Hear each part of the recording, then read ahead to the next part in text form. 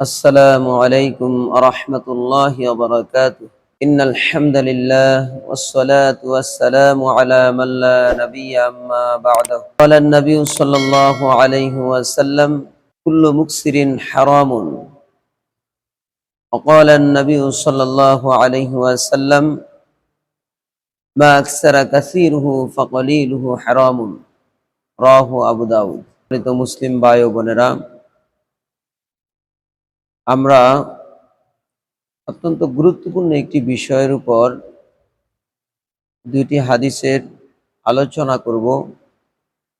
একটি হলো আবু দাউদের 3687 নং হাদিস, আরেকটি হচ্ছে 3681 নং হাদিস। এই দুইটি হাদিসের মধ্যে নেশা সম্পর্কে আলোচনা করা হয়েছে। নেশা হচ্ছে এমন একটি বস্তু যা মানুষের মস্তিষ্ককে আচ্ছাদিত করে ফেলে, আবৃত করে ফেলে, অর্থাৎ মানুষের মস্তিষ্ক থেকে ভালো জিনিসটাকে বিলুপ্ত করে দেয়। এটাকে আরবি ভাষায় খমর বলা হয়। ওমর রাদিয়াল্লাহু তাআলা আনহু বলেন, আল খমরু মা খমারাল আকল, অর্থাৎ খমর ওই জিনিসকে বলা হয় যার মাধ্যমে জ্ঞান, বুদ্ধি, মস্তিষ্ক এটাকে সম্পূর্ণভাবে আবৃত করে দেয়, ঢেকে দেয়। অর্থাৎ সঠিক কোনো বিবেক বিবেচনা তার অন্তরের ভিতরে থাকে না, তার মস্তিষ্কে থাকে না।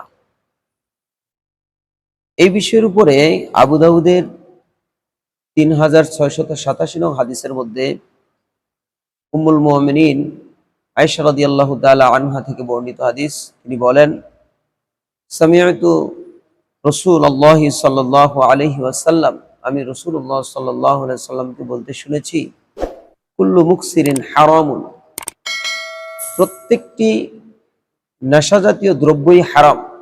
অর্থাৎ যত প্রকার নেশা সৃষ্টিকারী বস্তু রয়েছে, সকল প্রকার নেশা সৃষ্টিকারী বস্তুগুলাই হচ্ছে হারাম।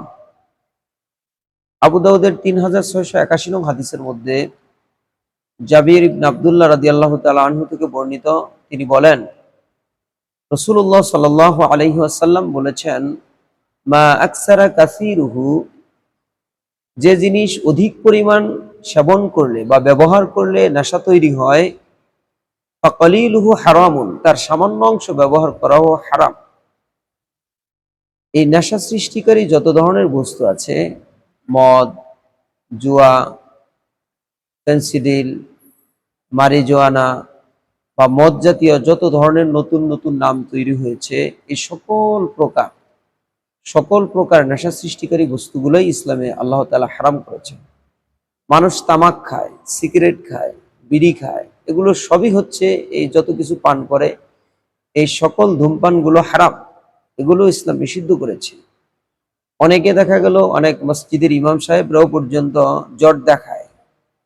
জর্দাটা হলো বিড়িরই একটা কাঁচা উপাদান। অর্থাৎ মানুষ যারা বিড়ি খায় অথবা সিগারেট খায়, তারা হচ্ছে সেটাকে পোড়িয়ে খায়, আর যারা সরাসরি জর্দা খায় তারা সেটাকে কাঁচা খায়। এই কাঁচা যেই উপাদানটি, এই দ্রব্যটিও হারাম। আমরা অনেকে দেখি আমাদের ব্যবহারের সুবিধার্থে আমরা বলে থাকি যে এই জিনিসটি মাকরুহ, অর্থাৎ মাকরুহ মানে হচ্ছে কম হারাম। কিন্তু না, মাকরুহ শব্দের ডিকশনারিতে যে অর্থ আসে সেটি হচ্ছে নিষিদ্ধ, সেটি হচ্ছে অগ্রহণযোগ্য। অর্থাৎ মাকরুহ জিনিস কখনো ইসলামে গ্রহণযোগ্য হতে পারে না। মাকরুহ শব্দের অর্থ হচ্ছে অপছন্দনীয়। তো ইসলামে এই সকল বিষয়গুলো যা অপছন্দনীয়, এগুলো সব হারাম। তাই আমরা যারা নেশা জাতীয় দ্রব্য পান করে থাকি, আমাদের সাবধানতা অবলম্বন করা দরকার এ সম্পর্কেই।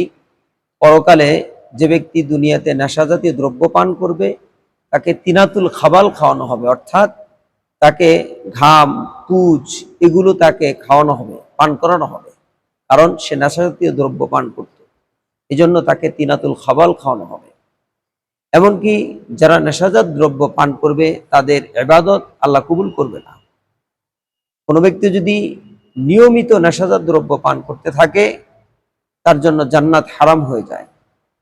ওই ব্যক্তি পরকালে জাহান্নামের আগুনে জ্বলবে। অর্থাৎ সহজ কথা হলো এটা, যে ব্যক্তি নেশাজাত দ্রব্য পান করবে আর পান করে সালাত করবে, সিয়াম পালন করবে, ইবাদত করবে, এগুলো কোনোটাই আল্লাহ রসুল বলেছেন 40 দিন পর্যন্ত তার ওই ইবাদত কবুল করা হবে না। যদি আবার সে তওবা করে, আল্লাহ তাকে ক্ষমা করবেন। আবার যদি সে অপরাধ করে নেশাজাত দ্রব্য পান করে, আবার আল্লাহ সুবহানাহু ওয়া তাআলা তাকে তার ইবাদত 40 দিন কবুল করবে না। এভাবে করে হাদিসের মধ্যে 3 বারের কথা উল্লেখ করা হয়েছে। তারপরে আল্লাহ তাআলা আর কখনো তাকে ক্ষমাও করবেন না, তার তওবাও কবুল করবেন না। সুতরাং আমরা এ ব্যাপারে স্পষ্ট হওয়া দরকার যে নেশাজাত দ্রব্য যত ধরনের রয়েছে এগুলো আমরা বেচাকেনাও করব না, এগুলো আমরা পানও করব না। আমাদের সমাজে যারা পান করবে তাদেরকে আমরা প্রতিহত করার চেষ্টা করব। এই হারাম জিনিসটি থেকে আমরা সবাই বিরত থাকার চেষ্টা করব। আল্লাহ সুবহানাহু ওয়া তাআলা আমাদের সকলকে হারাম জাতীয় দ্রব্য থেকে বেঁচে থাকার তৌফিক দান করুন। আমিন।